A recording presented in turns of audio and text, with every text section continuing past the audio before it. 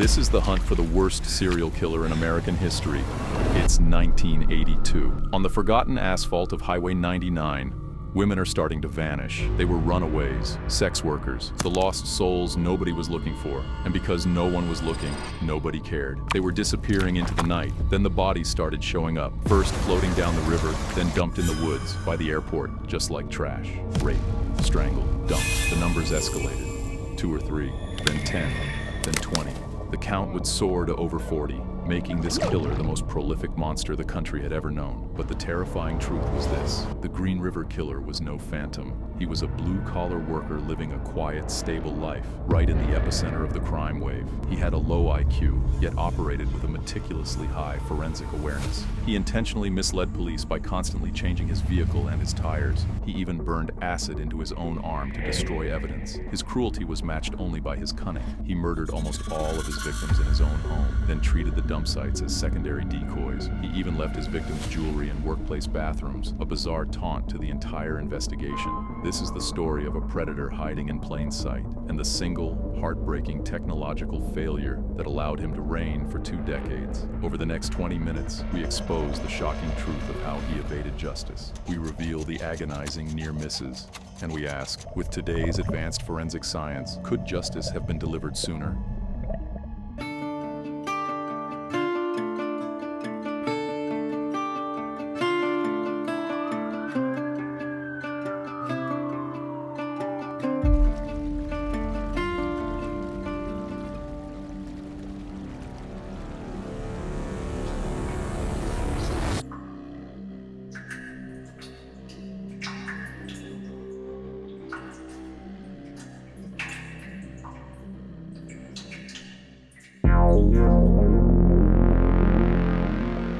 The early 1980s in King County, Washington.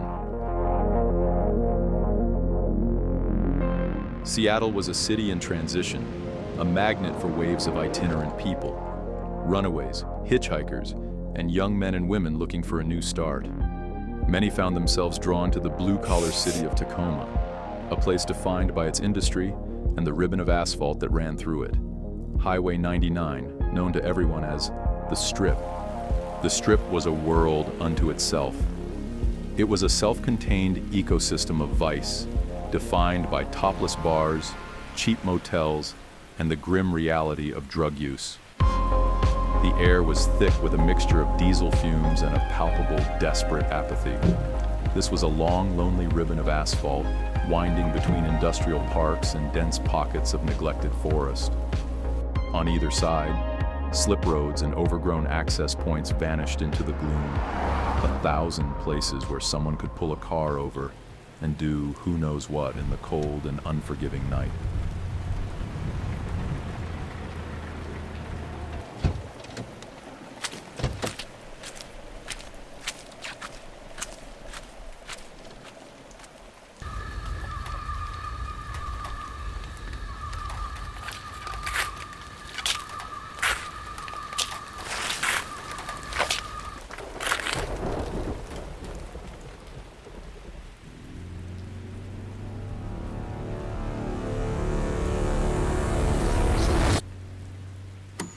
Communication was slow and clunky.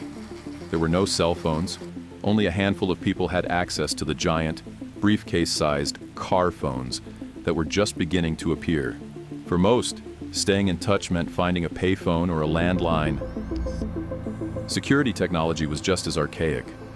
There was no real CCTV along this road, and the few cameras that existed were grainy, expensive, and recorded on bulky VHS tapes that were rarely reviewed. The anonymity of the night was absolute. This was a perfect hunting ground for a predator. One chilling theory that would later emerge was that this person might not be a random drifter, but someone who understood the area intimately. The slip roads, the river access points, the isolated dumping grounds, they were all chosen with a chilling sense of purpose. The evidence seemed to suggest a killer who knew the area well, who could move through its shadows with the casual confidence of someone who belonged there.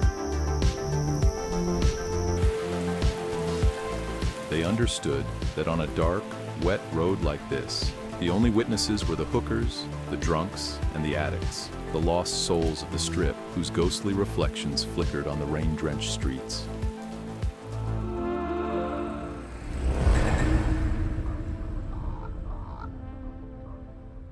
Before the first body was ever found, the killer already had an accomplice: time itself. The forensic science of the early 1980s was an analog world of magnifying glasses and instinct, a far cry from the certainties of the digital age. The police were hunting a 21st century monster with 20th century tools. At their disposal was a limited arsenal. Fingerprinting was the gold standard, but it had a critical flaw. It was a matching tool, not a search engine. A perfect, unsmudged print had to be lifted from a scene, and that print was useless unless you already had a suspect in custody whose prints you could compare it to.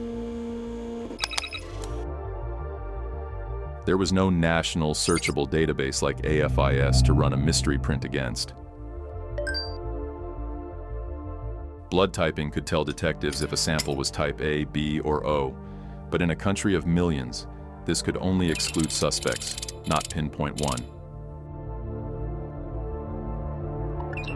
Fiber and hair analysis was a painstaking process of looking at strands under a microscope, a subjective science that could be challenged in court, and often only proved that a victim had been in contact with a common type of carpet or jacket.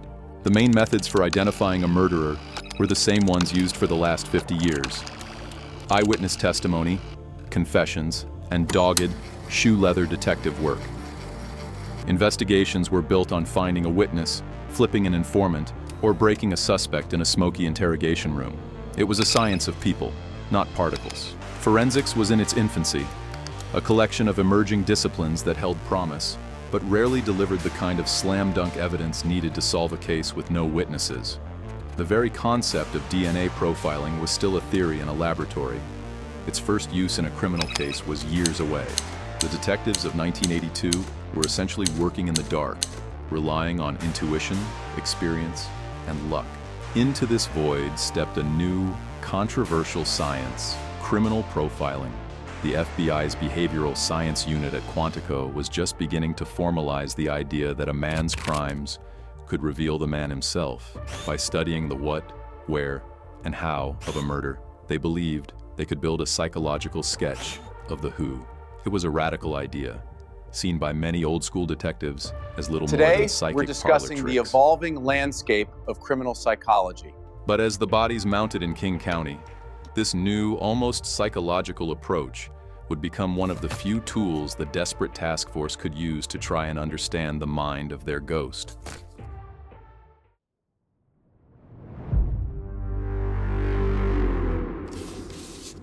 The Green River Killer did not operate in a vacuum. The late 1970s and early 1980s were the golden age of the American serial killer. The public consciousness was haunted by names that became bywords for evil: John Wayne Gacy in Chicago, the Hillside Strangler in Los Angeles, David Berkowitz, the Son of Sam, in New York.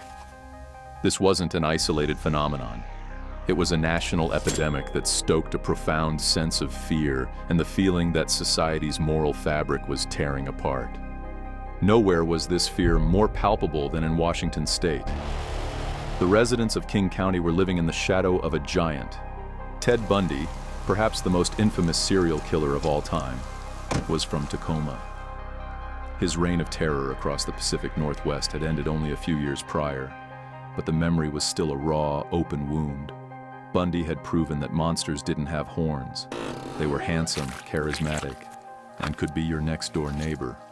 He had used the same dense woods and forgotten roads to dispose of his victims. The feeling that the forests of Washington held a particular darkness, a unique evil, was pervasive. Bundy's name would have been on the lips of every detective and every frightened citizen. This created a tense dynamic between science and feeling. The police were bound by the limits of their analog forensics, needing hard physical proof that simply didn't exist. Their gut, their intuition, screamed that they were dealing with another Bundy-like entity, but their evidence lockers were empty. The investigation was driven by a chilling feeling of dread long before it was driven by facts.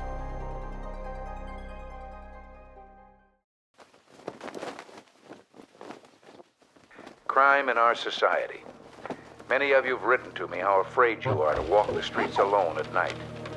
We must make America safe again, especially for women and elderly who face so many moments of fear. The killer's greatest weapon, however, was society's own blind spot.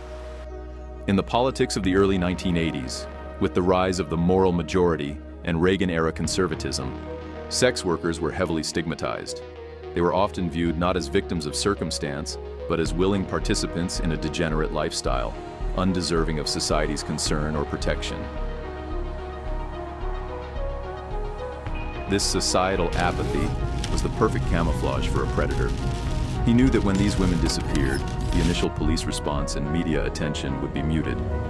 He was hunting in a moral blind spot, targeting women he knew the world was all too willing to forget. He was a product of his time, a monster thriving in the shadows of a society that preferred to look the other way.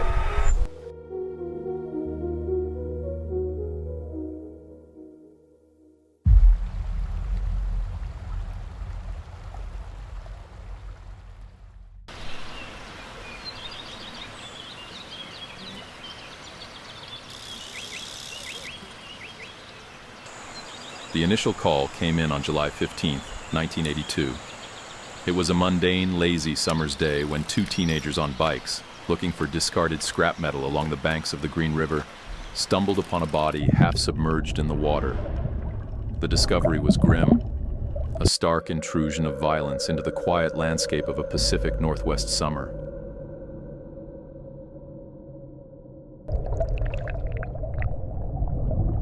The first patrol car arrived, its siren dying with a mournful wail that was swallowed by the thick woods lining the river. What followed was a meticulous, slow-moving investigation, hampered from the start by the lack of technology and the transient nature of the victim. The river itself had become the killer's accomplice, actively working to wash away any clue he might have left behind.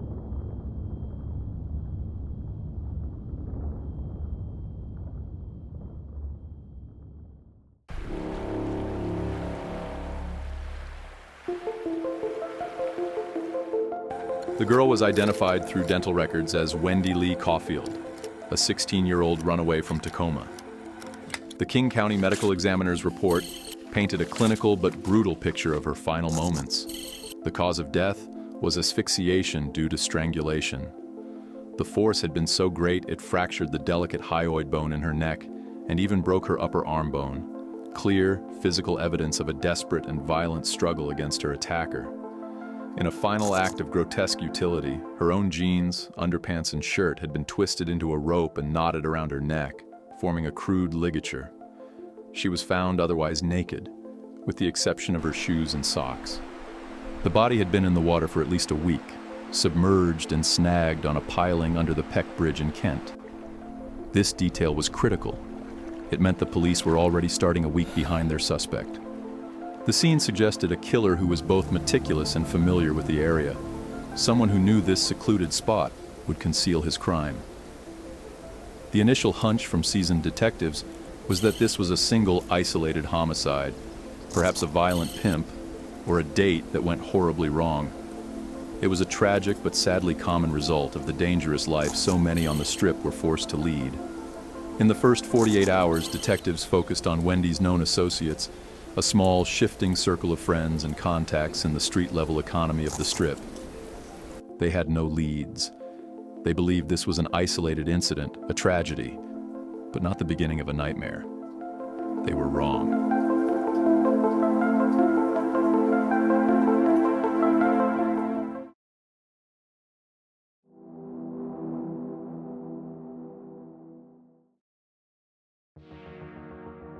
Less than a month after Wendy Caulfield's body was pulled from the river, the nightmare returned. On August 12, 1982, another body was discovered caught in a logjam further down the same river. Deborah Lynn Bonner, a 23-year-old young mother. She had last been seen on the evening of July 25th, leaving a motel on Pacific Highway South to catch some dates. Like Wendy, she was found with no clothing on her body. Like Wendy, she had been strangled. For the detectives in the King County incident room, the theory of a lone killing was now dead. They had a pattern. A second pin was pushed into the map, both along the same stretch of river. coincidence was off the table. What happened next turned that pattern into a terrifying certainty. 3 days later, on August 15th, a man rafting down the river spotted something in the water. He had found not one body, but two. Marcia Faye Chapman, 31, and Cynthia Jean Hines, 17, were found just feet apart, pinned to the bottom of the river by heavy boulders. But the horror wasn't over. As investigators processed the underwater scene, they found a third body a short distance away on the banks of the river. 16-year-old Opal Charmaine Mills. She had been on the run, another lost teenager swallowed by the strip. The grim forensic details from this new cluster of victims began to tell a story of their own. All of the women were linked to prostitution on Pacific Highway South. The cause of death was consistently strangulation. The victims were found unclothed, a detail that led investigators to theorize the killer may have been collecting trophies, or that the disrobing was part of some awful ritual. The sheer violence of the murders suggested a deep-seated rage. The use of the boulders was a critical clue. This was not the work of someone in a panic. This was calculated. The killer had the strength and presence of mind to find and place heavy rocks to ensure his victims stayed submerged. It spoke of a chilling coolness, an unhurried, methodical approach to his work. Furthermore, the autopsies of Marcia Chapman and Cynthia Hines revealed another disturbing signature. Rocks had been inserted into their vaginas, an act of defilement that went far beyond mere murder. This told detectives they were dealing with a deeply disturbed individual, likely a sexual sadist. The police began to connect the dots, but the technology of the time was a frustrating roadblock. Fingerprints were a challenge on waterlogged bodies and nearly impossible to lift from the rocks and branches at the scenes.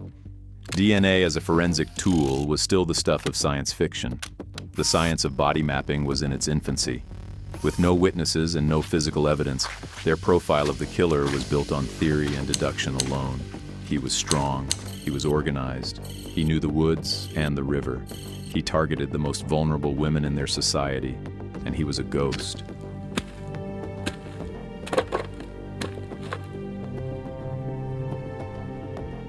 The investigation was further complicated by the victims themselves. Their lifestyles were transient, their social circles fluid, and often dangerous. Pinning down their last known movements was a near impossible task. This dual victim profile of seasoned sex workers and naive teenage runaways suggested a predator who was highly adaptable, able to gain the trust of different types of vulnerable people. This wasn't a killer who only fit in with one crowd.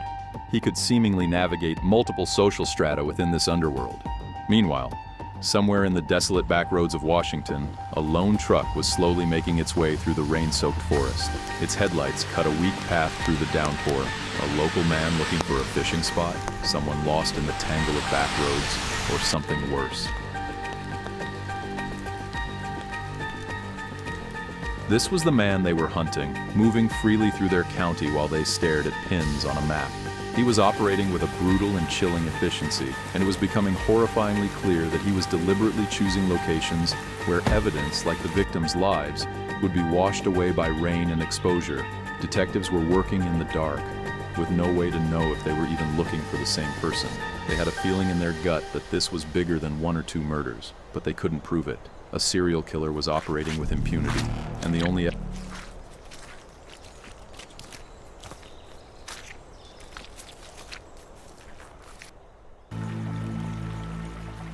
By the end of 1982, 8 bodies had been found, but the hunt was just beginning. The killer was targeting the most vulnerable, and as the months turned into years, the list of victims grew to an unthinkable number. Every new discovery brought with it a fresh wave of horror, a new family torn apart. The killer was not a figment of a detective's imagination. He was real, he was out there, and he was just getting started. The city was terrified, the police were baffled, and the world was about to witness a crime spree of a scale it had never seen before. Next on Original Sin, the investigation. The hunt for the killer was on. As the investigation swelled beyond all expectations, and amid thousands of interviews, one seemingly unimportant person, quiet, polite, and completely average, came to the task force's attention. But like the street-smart women he'd already fooled, the police were about to make a fatal mistake, failing to see the monster hiding in plain sight.